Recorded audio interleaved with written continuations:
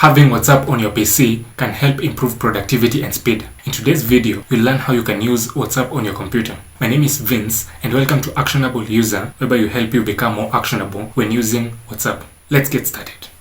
Now go to any browser of your choice, then search WhatsApp Web. After that, we'll click on WhatsApp Web. So now it opens this particular page.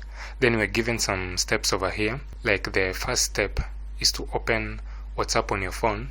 I'm in WhatsApp currently. To get the option to link, I'll go to these three dots in the top right corner. Then I'll see this particular menu, and the third option is linked devices.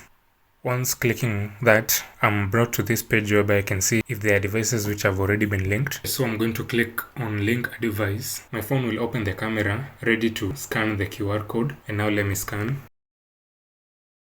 Now it's logging in, and I can see that I've already been logged in into the Windows device.